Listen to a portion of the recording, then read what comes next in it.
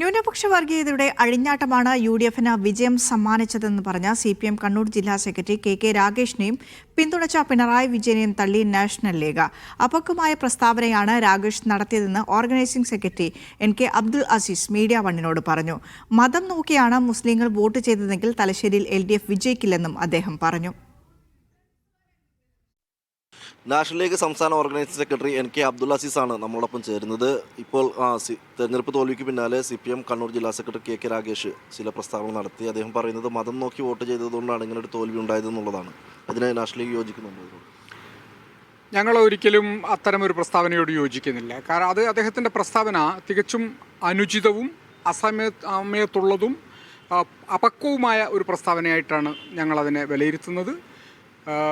മതവർഗീയത ഏതെങ്കിലും തരത്തിൽ സ്വാധീനം ചെലുത്തുന്നുണ്ടായിരുന്നുവെങ്കിൽ കണ്ണൂർ ജില്ലയിലെ തന്നെ തലശ്ശേരി അസംബ്ലി നിയോജക മണ്ഡലം ഫസൽ വധക്കേസിലെ പ്രതി എന്ന നിലയിൽ വലിയ തോതിൽ ആക്ഷേപിക്കപ്പെട്ട സ്ഥാനാർത്ഥിയാണ് കാരായി രാജൻ. അദ്ദേഹം മത്സരിച്ചു.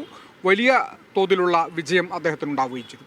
ഈ വിജയം നമുക്ക് ബോധ്യപ്പെടുത്തി തരുന്നത് തലശ്ശേരിയിലെ മുസ്ലിങ്ങൾ ഒരു നിലയിലും അതല്ലെങ്കിൽ കേരളത്തിലെ മുസ്ലിങ്ങൾ വർഗീയമായി ചിന്തിച്ചിട്ടില്ല എന്നതിൻ്റെ കൃത്യമായ ഉദാഹരണമായി തലശ്ശേരിയെ നമുക്ക് ചൂണ്ടിക്കാണിക്കാൻ കഴിയും.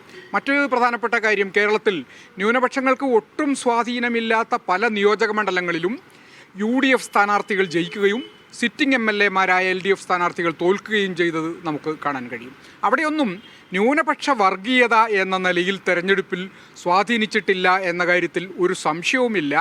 ഈ തരത്തിലുള്ള ഒരു വിലയിരുത്തലാണ് ഇനിയും CPIM ഈ തെരഞ്ഞെടുപ്പിനെക്കുറിച്ച് നടത്തുന്നതെങ്കിൽ ഭാവിയിൽ ഇടതുപക്ഷ നിലപാട് ഉയർത്തിപ്പിടിക്കുന്നവർക്കുള്ള പ്രതീക്ഷ പോലും നഷ്ടപ്പെടുത്തുന്ന തരത്തിലാണ് അത് എന്ന് വിലയിരുത്താതിരിക്കാൻ കഴിയില്ല. യാഥാർത്ഥ്യബോധത്തിലേക്ക് അവർ തിരിച്ചു വരും എന്ന് ഞങ്ങൾ വിചാരിക്കുകയാണ്. വസ്തുതാപരമായ വിലയിരുത്തലുകളും വസ്തുതാപരമായ നിലപാടുകളും ഉണ്ടായെങ്കിൽ മാത്രമേ തിരിച്ചുവരവ് സാധ്യമാവുകയുള്ളൂ എന്ന് എല്ലാവരും മനസ്സിലാക്കേണ്ടതാണ് എന്നാണ് സൂചിപ്പിക്കുക. കെ രാഗേഷിൻ്റെ പ്രസ്താവനയ്ക്ക് പിന്നാലെ തന്നെ മുഖ്യമന്ത്രി അദ്ദേഹത്തെ പിന്തുണച്ചുകൊണ്ട് രംഗത്തെത്തുകയും ചെയ്തു. അപ്പോൾ നാഷണൽ ലീഗ് എന്ന നിലയ്ക്ക് ഈ LDFിലെ പ്രധാനപ്പെട്ട ഒരു കക്ഷി എന്ന നിലയ്ക്ക് CPM തിരുത്താനുള്ളൊരു ശ്രമം ഉണ്ടാവും.